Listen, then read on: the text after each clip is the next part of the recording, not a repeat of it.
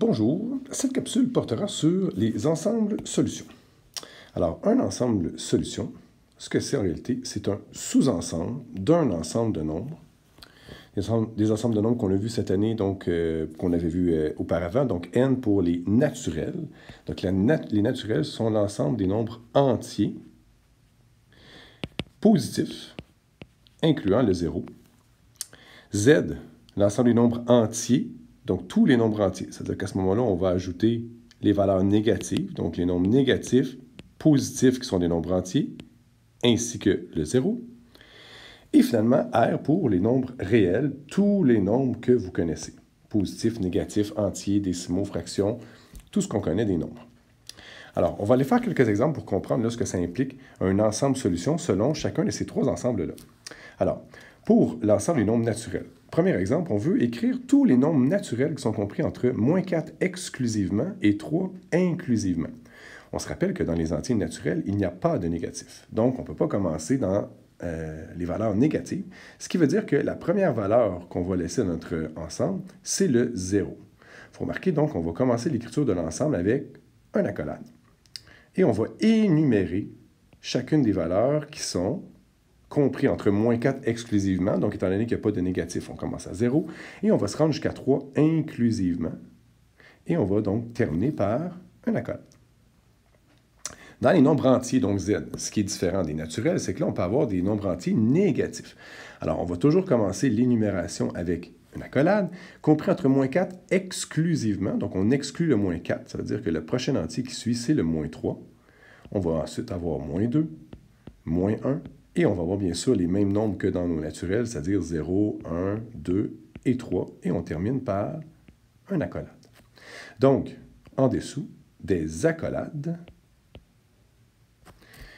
sont utilisés pour exprimer un ensemble de nombres. Alors, les accolades, qu'est-ce qu'ils servent? Ils servent à énumérer précisément des éléments. Donc, on fait une énumération.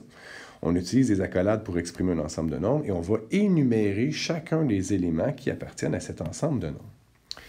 Si on regarde du côté des nombres réels, et on veut écrire le même ensemble de nombres, c'est-à-dire l'ensemble des nombres réels compris entre -4 exclusivement et 3 inclusivement. Est-ce qu'on est capable d'énumérer toutes les valeurs réelles comprises entre -4 exclusivement et 3? Donc, on pourrait se dire, ben oui, à -4, il y aurait le -3, mais il faut se rappeler qu'il y a des valeurs décimales. Donc, on pourrait penser à -3,9, mais entre -4 et -3,9, il y a -3,99, -3,99999. Donc, on n'est pas capable de nommer le premier entier, pas le premier entier, pardon, mais le premier nombre qui est plus petit que -4. Alors, on ne peut pas les énumérer, donc, de la même façon avec les accolades. Il faut trouver une autre notation. Et cette notation-là, c'est la notation avec des intervalles. Alors, on va voir c'est quoi la notation d'intervalle. On va avoir besoin de ce qu'on appelle des crochets. On peut inscrire tout de suite là le nom de notre symbole, donc des crochets. Et ils vont avoir, dans le fond, une indication particulière. Alors, le premier crochet pour indiquer qu'on va commencer à -4, mais sans prendre le -4, on va utiliser un crochet de cette façon, qu'on va appeler un crochet ouvert, qui exclut la valeur -4, parce que c'est ce qu'on nous demande dans notre ensemble. -4 est exclu. Et on va se rendre jusqu'à la valeur 3. Et pour indiquer que la valeur 3 est incluse, on va faire un crochet dans ce sens-là, donc crochet fermé. C'est-à-dire que les petites pattes du crochet sont vers le 3, vers l'intérieur, ça inclut la valeur. Alors que pour le -4, les petites pattes du crochet sont vers l'extérieur, ça va nous indiquer qu'on va exclure le -4 de notre ensemble. Alors, cette notation-là, ce qu'on comprend, c'est qu'on commence à -4 en excluant le -4, et on prend toutes les valeurs qui existent jusqu'à la valeur 3, et avec le crochet qui nous inclut le 3 en question. Donc, ça implique toutes les valeurs positives, négatives, nombres entiers, nombres décimaux, tous les nombres qu'on connaît, de -4 exclusivement jusqu'à 3 inclusivement. Donc, nos crochets servent aussi à exprimer un ensemble de nombres, comme les accolades, mais elles servent ici à noter un intervalle de nombres réels. Donc, un intervalle, ça veut dire un groupe de nombres. On va indiquer le début et la fin, et on va indiquer si on prend justement là, la valeur du début et la valeur de la fin. Alors, dans nos intervalles, on va avoir besoin de deux nombres qui délimitent l'intervalle, qu'on appelle les bornes de l'intervalle. Il va y avoir la borne inférieure. La borne inférieure, dans ce cas-ci, ce serait le -4, c'est-à-dire c'est la valeur minimale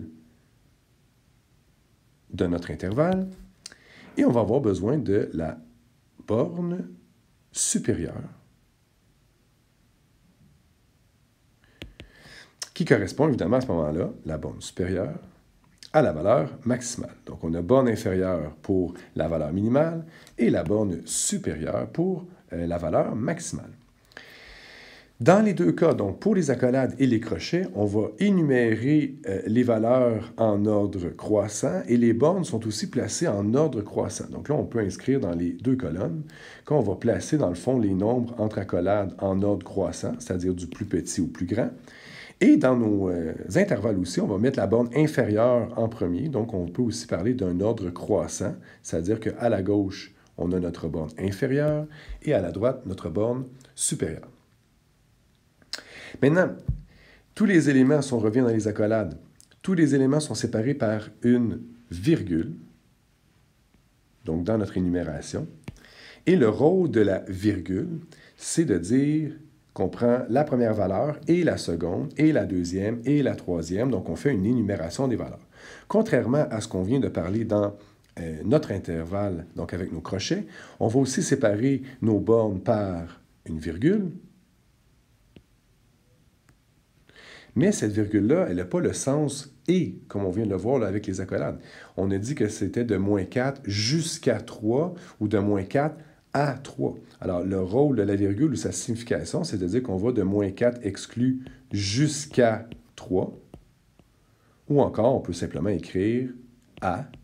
Donc, au lieu d'être -4 et 3, bien, on a bien compris que c'était de -4 jusqu'à 3, de -4 à 3, en excluant le -4 et en incluant le 3. Maintenant, j'ai parlé donc avec dans l'intervalle, nos crochets. Donc, on peut parler d'un crochet qui est fermé, c'est-à-dire qui est tourné vers la borne ou vers l'intérieur. Donc, à ce moment-là, ça veut dire qu'on va inclure la valeur dans notre intervalle. Et on va parler d'un crochet ouvert lorsque le crochet n'est pas tourné vers la borne, n'est pas tourné vers l'intérieur. Et à ce moment-là, ça veut dire que cette valeur-là n'est pas incluse dans l'intervalle. Donc, on a un crochet qui est fermé, ça veut dire que cette borne appartient à l'intervalle. Et on a un crochet qui dit ouvert, ça veut dire que la borne n'appartient pas à l'intervalle. Allons voir un autre exemple, exemple 2. Si on va voir l'ensemble des nombres naturels supérieurs à -3, donc dans les nombres naturels supérieurs à -3, on va donc encore commencer avec une énumération. On se rappelle qu'il n'y a toujours pas de négatif. À ce moment-là, on commence à 0 dans nos naturels, donc 1, 2, 3. Et évidemment, il n'y a pas de fin à cet ensemble-là, donc on va devoir laisser ce qu'on appelle les points de suspension. Un peu comme en français, quand on fait une énumération dans une phrase puis qu'on veut poursuivre notre énumération.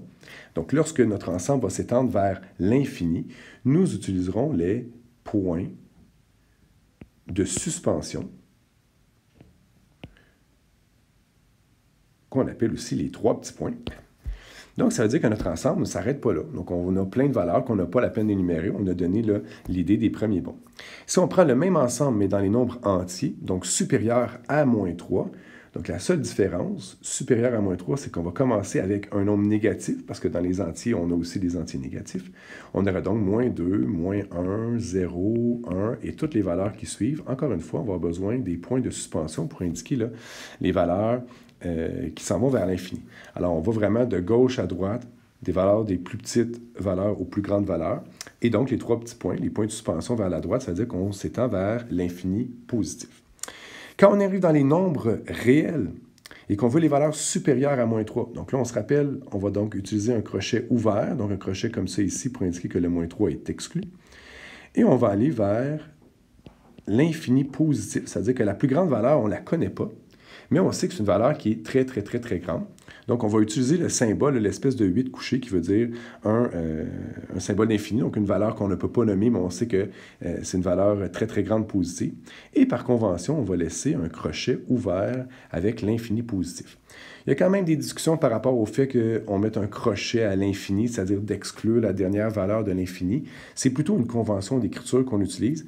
Il y a certains mathématiciens qui préfèrent ne pas mettre de crochet après l'infini pour dire que ça ne s'arrête jamais, donc on ne va pas se questionner sur est-ce qu'on inclut ou non cette valeur-là. Mais pour nous, convention d'écriture, on va laisser notre crochet ouvert. Donc lorsque un ensemble s'étend ici vers l'infini positif ou négatif, donc on pourrait mettre un infini avec un moins devant, donc pour aller vers les valeurs négatives, on va simplement utiliser le symbole de l'infini, qui est notre espèce de 8 couchés. Alors, on fait attention, là, le symbole de l'infini ici est seulement utilisé avec les nombres réels, alors que les points de suspension, là, seulement utilisés dans les nombres naturels et les nombres entiers. Donc, on ne peut pas mélanger là, le symbole d'infini avec naturel ou entier et inversement. On ne peut pas mélanger, mettre les points de suspension avec un ensemble de nombres réels. Dernier exemple. Exemple 3. Écris l'ensemble des nombres naturels inférieurs ou égales à moins 3. Les valeurs inférieures ou égales à moins 3, c'est toutes des valeurs négatives. Donc, dans nos naturels, il n'en existe pas des valeurs qui sont négatives. Donc, on va utiliser le symbole, la barre dans un rond. Donc, ça, c'est le symbole d'ensemble vide.